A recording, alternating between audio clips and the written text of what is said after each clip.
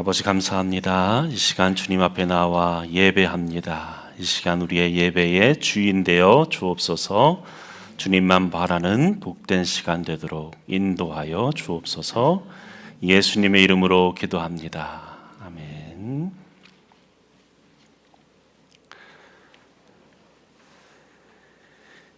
우리 데살로니가전서 4장 7절에서 12절까지의 말씀.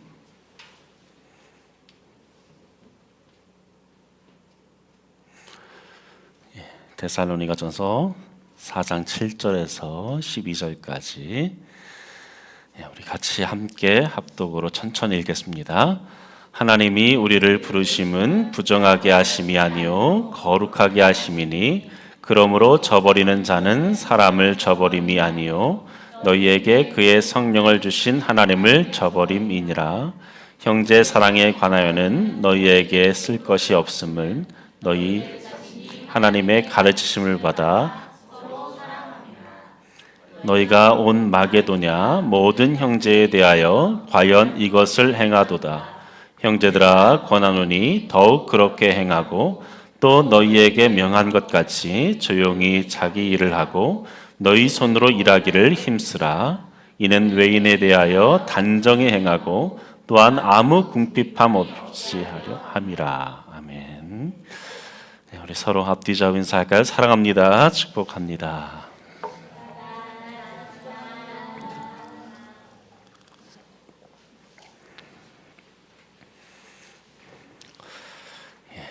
오늘 우리 함께 나눌 말씀의 제목은 품격 있는 그리스도인입니다. 따라가요. 품격 있는 그리스도인. 옆에 분 한번 보세요. 품격이 있나? 한번 얘기해 주시죠. 품격 있으십니다.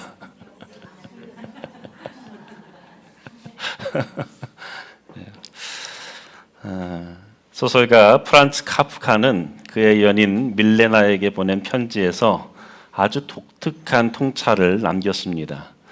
편지를 쓴다는 그 행위, 그 편지를 쓴다는 것은 유령들과의 교류다 이렇게 말했어요.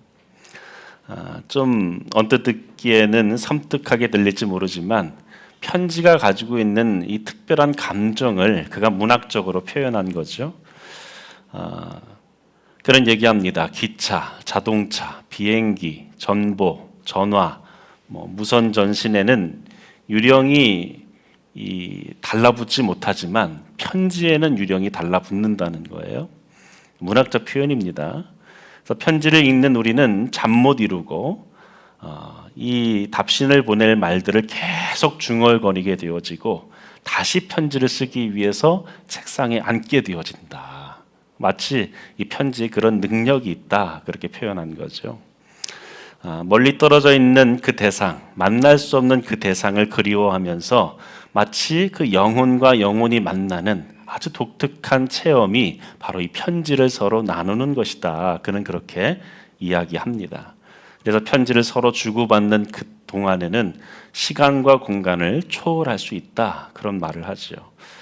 오늘 우리가 읽은 데살로니가 전서의 말씀이 바로 이와 같습니다. 이 말씀은 바울이 데살로니가 교회를 향해서 쓴 편지이죠. 바울의 서신들 가운데서도 가장 초기에 쓰여진 서신서인데 갓 태어난 그 교회를 향해서 바울이 사랑의 마음으로 쓰고 있는 편지입니다. 애틋한 사랑과 노심초사하는 그 목자의 심정으로 이 데살로니가 교회를 향해 편지를 지금 쓰고 있죠. 당시 데살로니가 교회는 많은 환난과 핍박 속에 있었습니다. 그러나 그들의 믿음은 사랑의 수고 그리고 소망의 인내를 통해서 그 모든 어려움을 잘 극복하고 있었죠. 그럼 우리가 살아가는 이 시대를 보면 어떻습니까? 정말 세상이 빠르게 변한다라는 생각이 들지요. 인터넷과 모바일 기술이 전 세계를 하나의 거대한 네트워크로 묶어버렸습니다. 우리는 아침에 눈을 뜨자마자 지구 반대편에 있는 그 일상까지도 쉽게 접할 수 있는 시대를 살고 있지요. SNS를 통해서 수천 명의 친구들의 소식을 들을 수도 있고 또 그것을 통해서 나의 소식을 전할 수도 있죠. 멀리 있는 사람들과 그렇게 실시간으로 대화를 나눌 수 있는 시대, 놀라운 시대가 아닌가 싶습니다.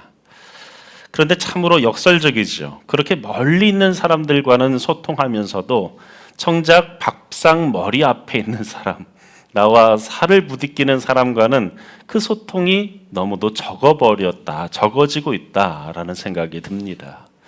수많은 좋아요를 내가 하루에도 그렇게 누르고 있지만 정작 내 옆에 있는 가까운 사람에게는 좋아요 한번 얘기하지 않는, 잘하고 있습니다라고 한번 얘기하지 않는, 또 정작 우리도 그 좋아요, 잘하고 있습니다라는 말을 그토록 듣고 싶어 하면서도 정작 곁에 있는 사람과는 소통하지 않는 그러한 시대를 살고 있다라고 생각되어집니다.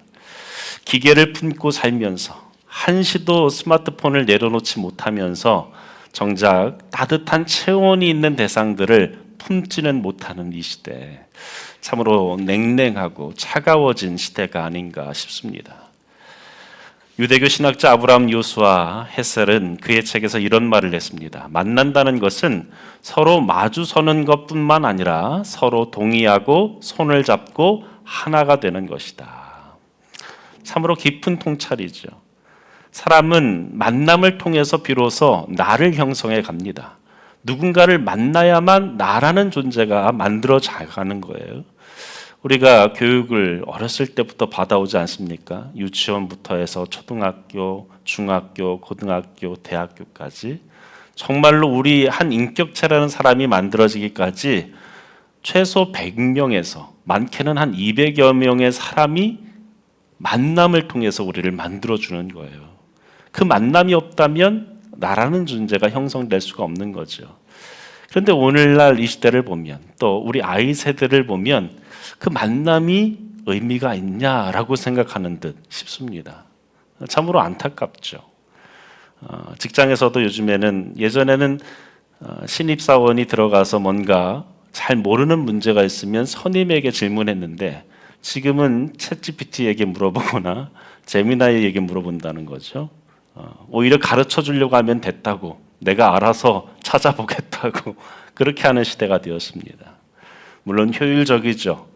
그렇지만 만남을 통해서 나라는 인격체가 만들어져가는 그 과정은 생략되어져 버린 시대입니다. 기술만 습득하는 것이 목적이라고 한다면 언젠가는 우리 사람이라는 것은 다른 것으로 대처되기 아주 쉽겠죠. 안타까운 것은 뭡니까? 오늘날 교회도 그렇다는 거죠. 오늘날 교회 안에서도 이 만남이 너무나도 부족한 시대를 살고 있습니다.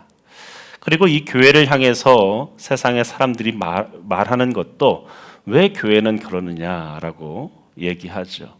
너희가 정말로 믿는 자들이라고 한다면, 그리스도인이라고 한다면 좀 달라야 하지 않겠느냐라고 말하는데 우리 또한 그들의 그 말에 대해서 뭐라고 답을 잘 못하지요. 하나님을 믿는 사람이라면 좀 달라야 하는데 왜 당신들의 삶은 그렇게 팍팍합니까?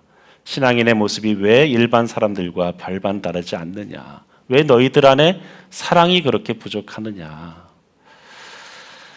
사도 바울은 오늘 본문을 통해서 혼탁한 세상 속에서 성도가 지향해야 할 삶의 목표를 분명하게 우리에게 제시합니다. 그것은 바로 거룩함입니다. 따라갈까요? 거룩함.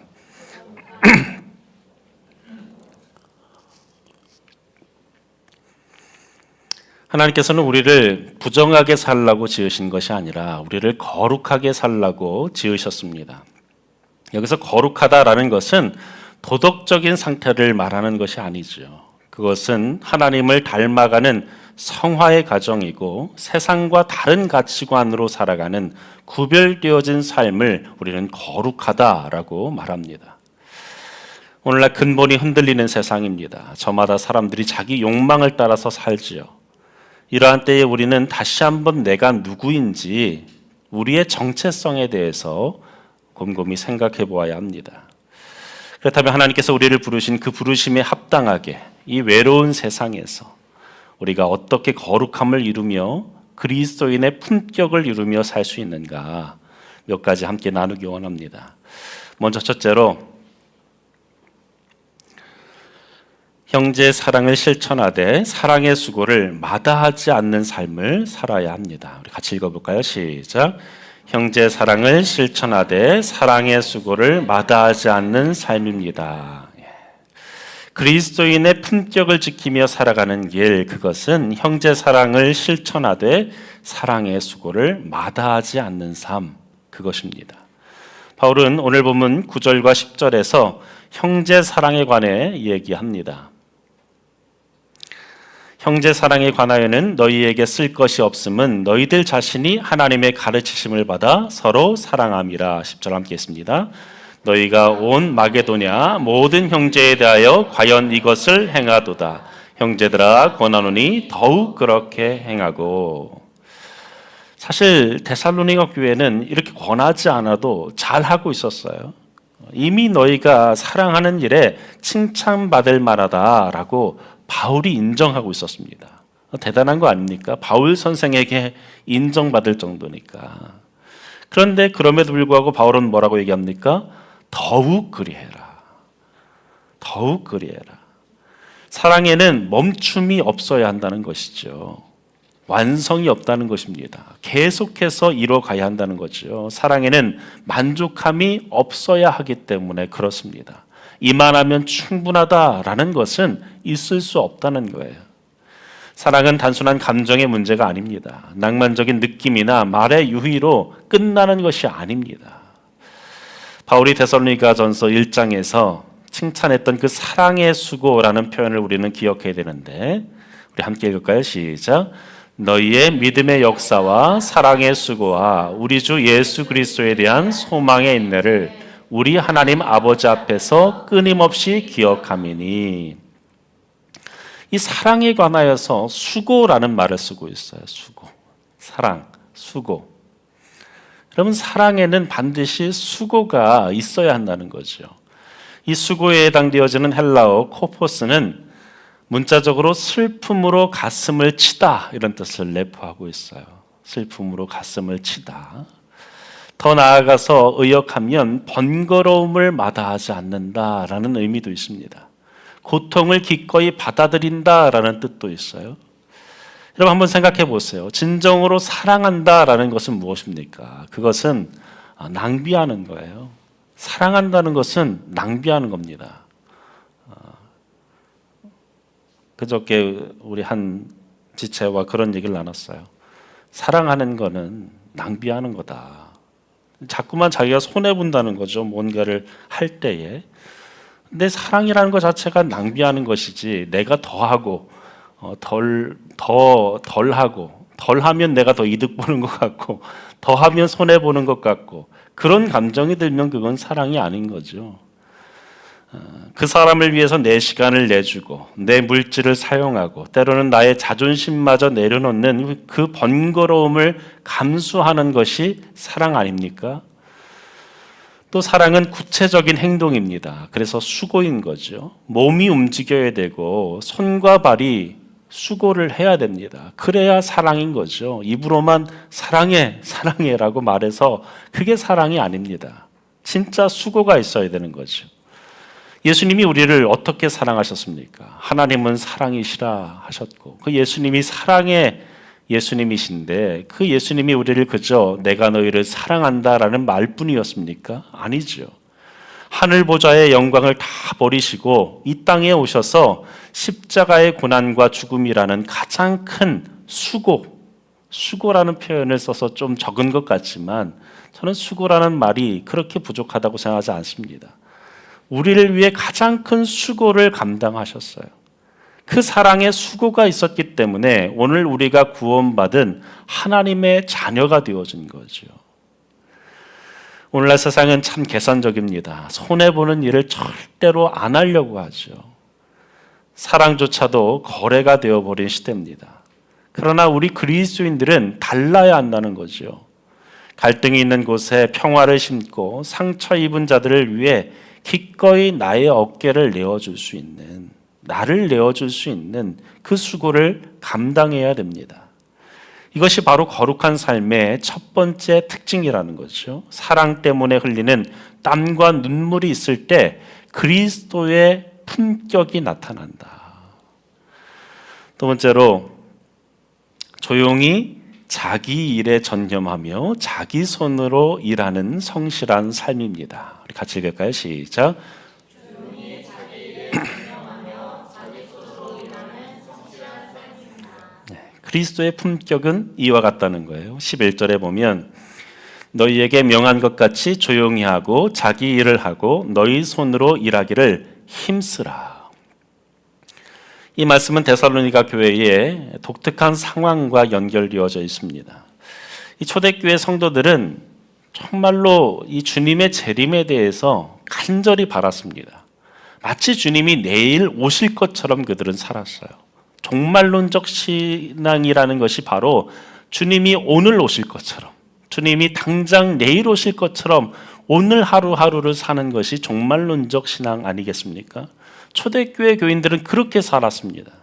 그러다 보니까 그들 가운데 좀 오해가 있었던 거죠. 주님이 곧 오실 것이라는 그 믿음이 그들에게 큰 소망이 되기는 했지만 일부 성도들에게 있어서 일상을 소홀히 여기는 자들이 있었다는 거죠.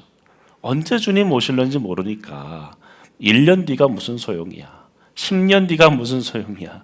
평생 동안 지금 이거 해서 뭐해. 예배나 열심히 드려야지. 그래서 직업도 버리고 무의도식하면서 그냥 그렇게 하루하루를 사는 이들이 있었다는 거죠. 바울은 그들을 향해서 엄중히 말합니다. 조용히 하십시오. 그리고 자기 손으로 일하십시오. 조용히 하라. 자기 손으로 일하라. 여기서 조용히 하라. 조용히 산다는 것은 그냥 떠들지 말고 가만히 있어라. 이런 말이 아닙니다.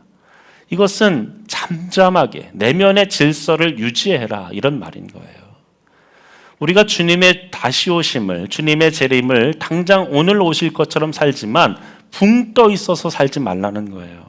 잠잠하게, 차분하게 오늘 하루를, 맡겨진 그 하루하루를 최선을 다해서 매일의 일상처럼 그렇게 살라는 거죠. 조용히 살아가는 겁니다. 내적인 고요와 평정을 유지하며 살아가는 것, 그것이 조용히 사는 겁니다. 동방정교회의 영성가들은 이것을 해시카즘이라고 불렀는데 그들은 특별히 침묵 기도를 많이 했어요. 조용히 산다는 것을 그들은 어디에 굳이 연결시켰냐 하면 침묵 기도하는 것. 이 침묵 기도가 오늘날 시대에는 참 낯설은 것이 되었습니다. 사실 기도라는 것 자체를 참 잘 안 하는 시대가 되었지만 침묵 기도라는 것 자체를 잘 안 하는 시대가 되었어요.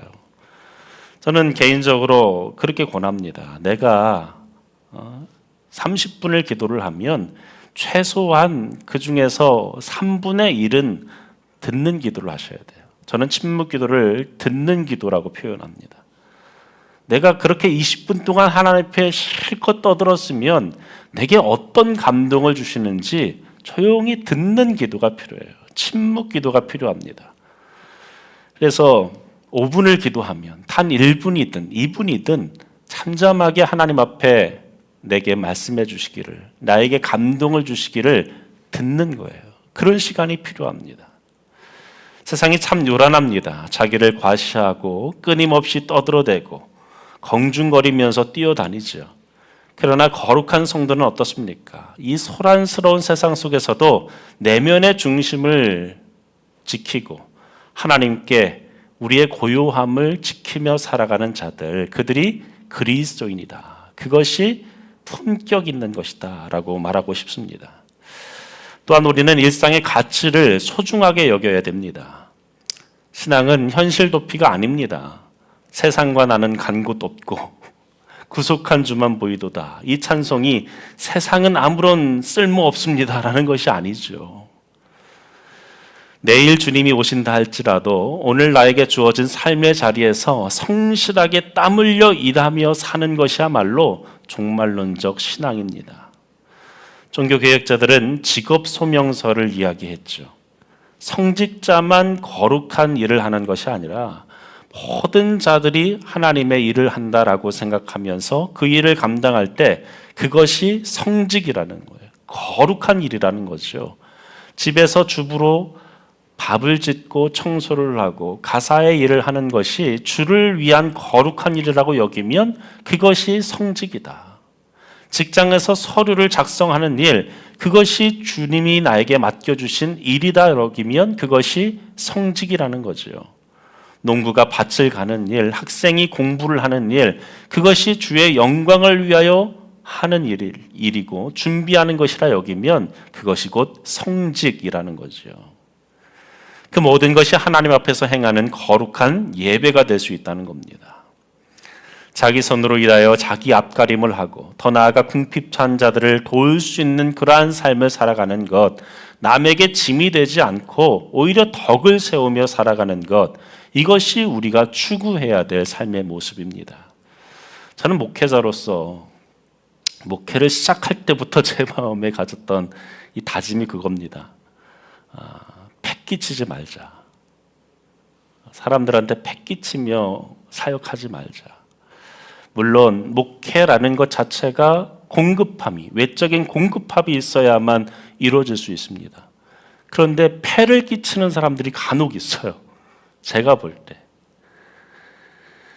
내가 할 수 있는 최선을 다할 때, 내가 할 수 있는 일들 가운데서 정말로 열심을 다하는 모습을 보여야 하는데 그렇지 않고 그냥 바라기만 하는, 패를 끼치는 이들이 간혹 있더라고요. 그것은 하나님 기뻐하지 않습니다. 목회자의 삶뿐만 아니라 성도의 삶도 마찬가지죠. 우리가 나에게 주어진 맡겨진 일들에 최선을 다하고 그 일들 속에서 아름다운 열매를 매일의 삶 속에 이뤄갈 수 있기를 바랍니다. 내 일에 전념하며 사는 것, 내 손으로 일하는 성실한 삶, 그것이 그리스도인의 품격 있는 삶입니다. 마지막으로 세상 사람들을 향하여 품위 있게 행동하는 삶입니다. 우리 같이 읽어볼까요? 시작. 세상 사람들을 향하여 품위 있게 행동하는 삶입니다. 12절에 보면 이는 외인에 대하여 단정히 행하고 또한 아무 궁핍함이 없게 하려 함이라. 여기서 외인은 누굽니까? 교회 바깥의 사람들이죠. 즉 믿지 않는 사람들. 그리고 단정이라고 번역되어진 이 헬라어 유스케모노스라는 말은 이 좋은이라는 뜻의 유, 그리고 모양을 뜻하는 스케마, 이 단어가 합쳐진 부사예요. 그래서 그냥 직역하면 이런 말인 거죠. 좋은 모양, 좋은 꼴, 이런 말이죠. 문자적으로 품위 있게, 우아하게, 적절하게, 이런 말입니다. 우리말에 꼴값한다 이런 말이 있어요. 누군가가 이렇게 좀 안 좋은 모습을 보이면 꼴값한다. 근데 본래 이 꼴값이라고 하는 말 그 자체는 나쁜 말은 아닌 거예요. 그죠? 꼴값이라는 말 자체는. 골이라는 말은 15세기에 사물의 모양이나 됨됨이를 뜻하는 말로서 있었던 단어입니다. 골이라고 처음에 썼던 말이에요. 그런데 이것이 이 근대 국어로 오면서 된소리로 붙어서 꼴이 된 거죠. 꼴. 또 값은 뭡니까? 그것의 어떤 가치를 말하는 거죠. 그래서 골값, 꼴값이라고 하는 것은 그 모양의 가치, 값어치를 말하는 거죠. 그래서 꼴값한다라는 것은 그 말 그대로를 두면 그 모양의 가치대로 한다 이런 뜻인 거죠. 그런데 문제가 그 뒤에 붙는 말이 떨다라는 말이 붙어서 이제 문제가 되는 거예요. 떨다, 꼴값 떠네 이렇게 되니까 떨다라는 이 서술어는 어떤 겁니까? 인색해서 좀스럽게 행동한다 이런 말이죠. 이런 부정적인 의미가 있는 꼴값에 이 떤다라는 말이 이렇게 붙어서 우리에게 좋지 않은 어미로 말로 사용되어지는 것인데 서로 우리 그리스도인들이 골값해야 된다. 꼴값 떨지 말고 골값해야 된다. 우리의 값어치대로 세상 속에서 살아가야 한다라고 생각합니다. 그리스도는 교회 안에서만 거룩한 척하는 이중적 존재가 되어서는 안 됩니다. 우리의 신앙은 교회 바깥에서 세상 사람들 사이에서 증명되어져야 합니다. 왜 그렇습니까? 우리가 세상 사람들에게 증거가 되어져야 돼요. 왜냐하면 세상의 사람들은 그 하나님을 알 수 있는 방법이 우리밖에 없습니다. 하나님을 알기 위한 방법을 하나님이 특별히 두 가지 방법으로 주셨어요. 첫째는 우리가 일반 계시, 특별 계시라고 얘기하는데, 쉽게 말해서 온 세상의 자연 만물을 볼 때 창조주를 사람들은 생각하게 되어 있습니다. 하나님을 떠올릴 수밖에 없어요. 그것을 통해서 하나님을 찾아가는 이들이 있습니다. 그리고 성경의 말씀을 통해서 하나님은 자기 자신을 계시하십니다. 그래서 성경 말씀을 통해서 하나님을 알게 되어지죠. 그런데 세상 사람들은 세상의 만물을 가지고 우리가 믿는 그 유일하신 그 하나님을 온전히 믿기가 어려워요. 그들이 어떤 창조주를 떠올릴 수는 있겠지만 정말 그 살아계신 하나님을 알게끔 하기 위해서는 어떻게 하는가? 가장 좋은 것은 성경을 보게 하는 것이지만, 성경을 그들에게 보라고 내어준다 한들 보겠습니까? 안 보죠. 그들이 그리스도인이라고 하는 우리를 읽을 수 있도록 해야 합니다. 성경대로 살아가는 우리의 모습을 볼 때에, 성경의 말씀대로 살아가는 우리의 행위들을 볼 때, 하나님이 저런 분이겠구나, 하나님을 믿는 삶은 저런 삶이겠구나 라고 우리가 보여주는 거죠. 우리의 말 한마디, 행동 하나, 표정 하나가 그들에게 하나님을 보여주는, 예수님을 보여주는 창문이 되어지는 겁니다. 그래서 바울은 이렇게 표현했지 않습니까? 그리스도의 향기다, 그리스도의 편지다. 저는 품이라는 단어를 곰곰이 생각해 봤어요. 품자라는 그 한자말, 항상 한자말 할 때마다 신경 쓰입니다. 누군가가 품자, 입구자가 3개 모인 거죠. 말이 쌓이고 쌓여서 그 사람의 인격을 이룬다라는 뜻으로 저는 그렇게 해석하고 싶어요. 또 격이라는 말은 바로 잡는다, 이런 뜻이에요. 즉 그리스도인의 품격은 우리의 언어와 행실이 예수님의 성품을 닮아서 깎아지고 다듬어져서 누가 봐도 저 사람은 참 다르구나 라고 하는 그런 거룩한 무게감이 있어야 됩니다. 말이 다르고 무게감이 있어야 돼요. 초대교회 성도들이 가졌던 능력이 뭡니까? 사도행전을 보면 그들은 모든 사람들에게 호감을 샀다, 이렇게 얘기하거든요. 세상의 사람들이 초대교인들을 볼 때 호감을 가졌다는 거예요. 좋은 인상을 가졌다. 저는 이것을 쉽게 말해 매력적이었다. 그들의 삶에는 설명할 수 없는 매력이 있었다는 거예요. 그 매력이 사람들을 불러 모았고 구원받는 사람들이 날마다 더해졌다, 이렇게 말씀합니다.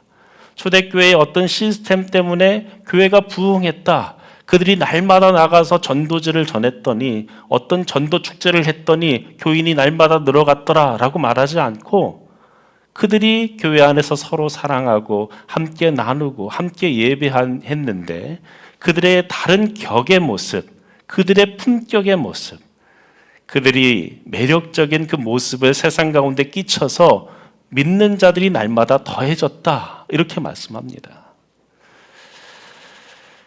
여러분, 이것이 진정한 전도 아니겠습니까? 그들 스스로가 나도 당신처럼 살고 싶습니다, 당신이 믿는 하나님이라면 나도 믿고 싶습니다, 이런 말들이 절로 나오는 우리의 삶이 되어져야 하겠죠. 그것이 최고의 전도가 아니겠습니까? 이런 고백을 이끌어낸 삶, 저는 이것이 품격 있는 삶이다. 여러분, 품격 있는 것은 다른 것이 아닙니다. 그리스도인의 품격은 세상 사람들 앞에 그렇게 내가 당신처럼 하나님을 믿기 원합니다. 오늘날 우리의 교회의 모습들은 어떻습니까? 세상이 도리어 교회를 걱정하는 시대가 되었습니다. 참 무례하고 배타적이고 이기적인 집단으로 세상 속에 비춰지고 있지요. 예수 믿는 사람들이 더하다, 이런 말들을 쉽게 하고 또 쉽게 들려지지 않습니까? 이것은 우리가 거룩함을 잃어버렸기 때문에, 품위를 상실했기 때문입니다. 사랑하는 여러분, 우리는 하나님의 작품입니다. 지난주에도 얘기했지만 우리는 하나님의 작품이에요. 그 작품은 그냥 되어지는 것이 아니죠. 선한 일을 위하여 지음받은 그 목적대로 살아갈 때 하나님의 작품이다라고 말씀합니다. 그냥 세상에서 살 때의 작품이 아니라 너희는 선한 일을 위하여 지음받았다. 너희는 그래서 나의 포이에마다라고 말씀하셨어요. 여러분, 우리의 삶이 엉망이면 우리를 만드신 그 하나님을 욕되게 하는 것입니다. 반대로 우리가 세상 속에서 정직하고 겸손하고 사랑으로 섬기는 그 품격 있는 삶을 살아갈 때에 세상은 우리를 통해 하나님의 영광을 보게 되어질 것입니다. 말씀을 맺습니다. 그리스도인의 거룩함은 산속으로 들어가서 세상과 단절되어지는 것이 아닙니다. 오히려 가장 치열한 세상의 한복판에 들어가는 것입니다. 그리고 그곳에서 구별되어진 그 가치관, 삶의 거룩한 방식으로 하나님 나라가 무엇인지를 그들에게 보여주는 것입니다. 이것이 바로 그리스도인의 품격이다. 이것이 바로 하나님 믿는 자들의 모습이다. 성경이 가르쳐주는 삶의 모습은 바로 이렇게 사는 것이다 라고 보여주는 것이죠. 하나님께서 저와 여러분을 이 외로운 시대 가운데 부르셨습니다. 그리스도의 편지라고 이름 붙여주시며 세상에 나아가라고 말씀하셨습니다. 그리고 외로운 시대를 밝히는 빛으로 살라고, 맛을 잃어버린 세상 가운데 맛을 내며 살라고 우리를 부르셨습니다. 사랑하는 여러분, 사랑의 수고를 기쁨으로 감당하시기를 간절히 바랍니다. 요란한 세상 속에서도 내면의 고요함을 지키며 성실하게 내게 맡겨진 일들을 잘 감당하십시오. 밥벌이 하듯이 살지 말고 죽게 하듯 그 일들을 감당하시기 바랍니다. 그리고 믿지 않는 이들에게 존경받을 수 있는 영적 기쁨과 품위를 갖추는 저와 여러분 되길 바랍니다. 그래야 우리의 인생이 하나님 앞에 칭찬받는, 주님 앞에 섰을 때에 주님께서 충성된 종이라고 인정함을 받는 저와 여러분 되기를 주의 이름으로 간절히 축원합니다.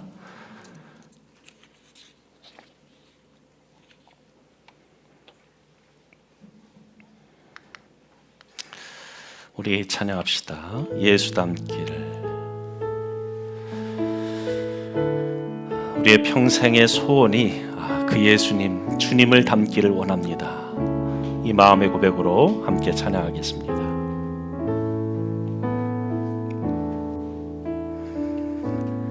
내 삶의 소망, 내가 바라는 한분, 예수 닮기를 내가 원하네. 한없는 사랑, 풍성한 긍휼, 예수 닮기를 내가 원하네. 예수 닮기를, 예수 보기를, 예수만 높이길 내가 원하네. 내 평생 소원, 예수 닮기를, 예수만 닮기를 내가 원하네. 온유하시고 겸손하신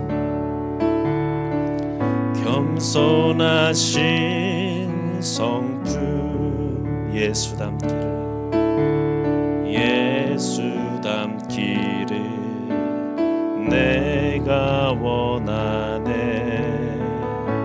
자비하시고 위로자 되신 주, 위로자 되신 주, 예수 닮기를, 예수 닮기를 내가 원하네. 예수 닮기를, 예수 보기를, 예수만 높이길 내가 원하네.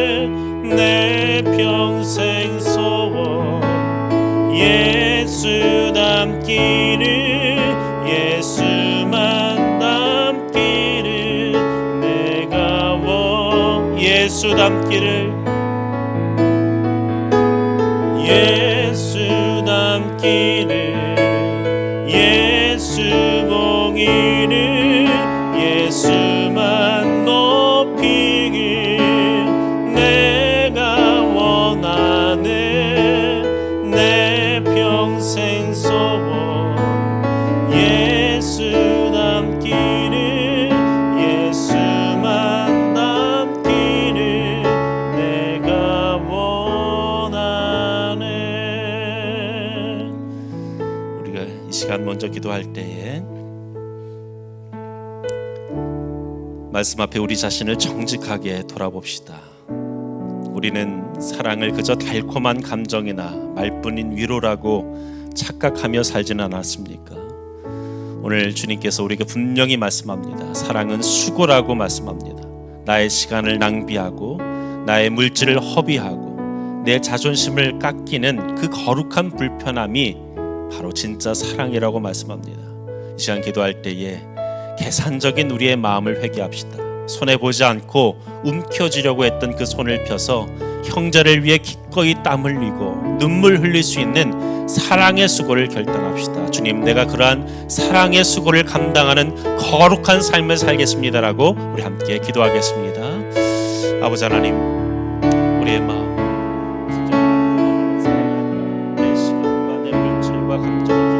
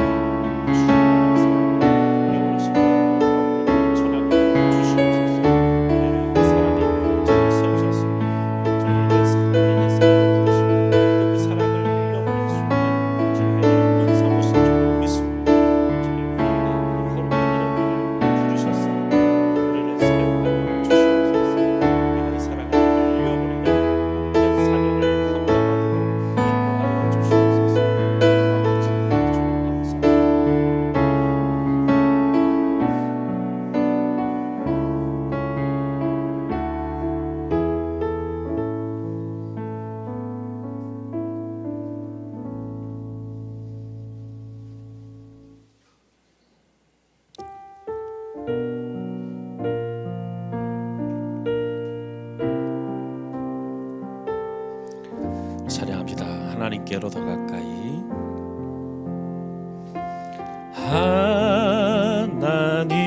하나님께로 더 가까이 갑니다. 고통 가운데 계신 주님, 변함없는 주님의 그 신사랑 영원히 주님만을 섬기리.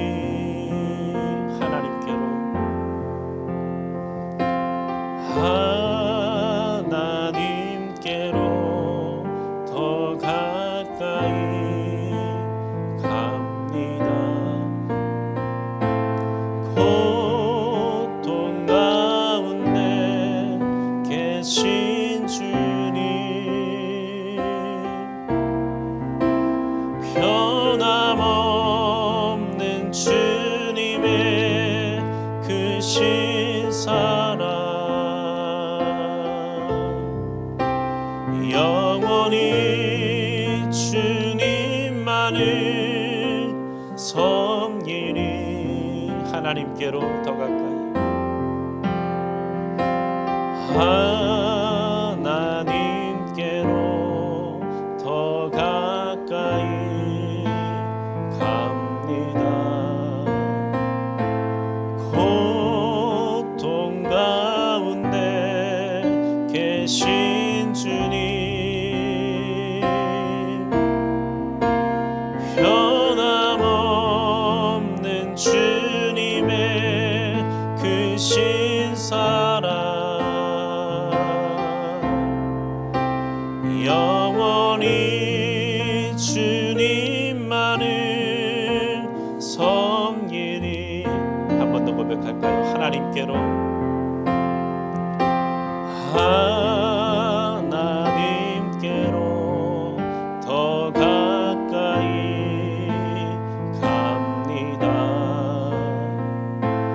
고통 가운데 계신 주님,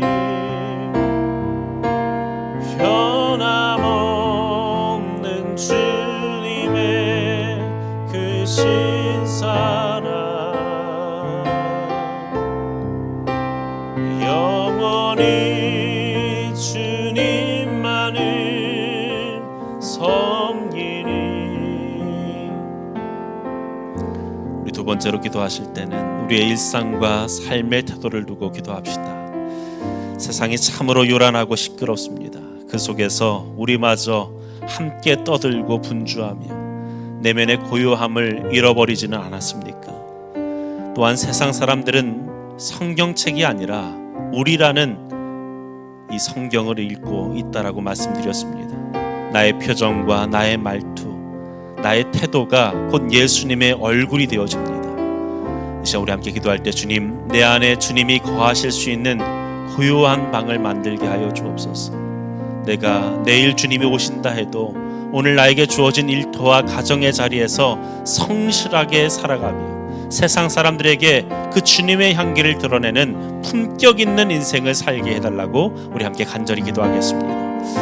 아버지 하나님, 우리의 삶의 모습이 진정 주님의 모습을, 주님의 살아계심을 드러내기 원합니다. 주님, 우리를 말씀의 사랑으로 주셔서 말씀대로 살게 이끌어 주시옵소서. 주님, 우리의 표정과 우리의 말과 우리의 행동이 진정 예수님을 드러내기를 원합니다.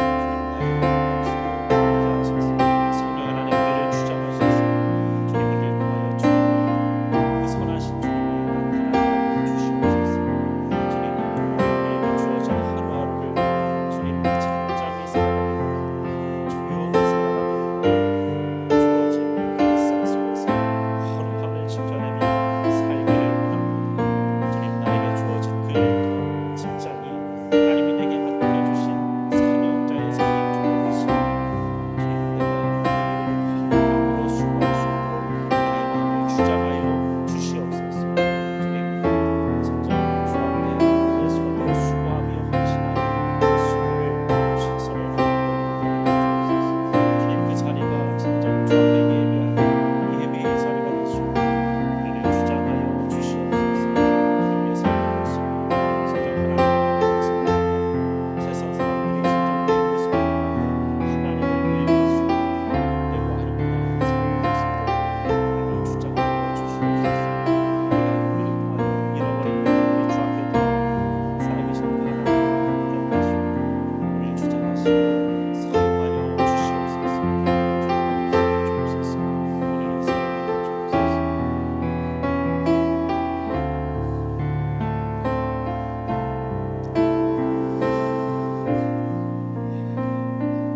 우리 마지막으로 한 가지 더 기도합니다.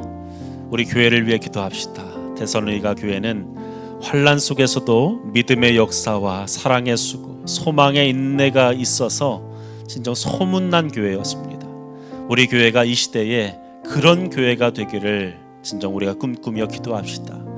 세상이 교회를 걱정하는 시대라고 하지만 우리 교회가 진정 세상의 희망과 소망이 되어지기를 원합니다. 우리 교회가 상처 입은 자들이 들어와 쉼을 얻고 무례한 세상에 지친 자들이 그리스도의 품격을 발견하는 거룩한 공동체가 되게 해달라고 기도합시다. 우리 교회를 통해 이 지역이 살아나고 죽어가는 영혼들이 죽게 돌아오는 그 역사가 이루어지도록 우리를 사용해달라고 우리 함께 간절히 소리내어 기도합니다. 아버지 하나님,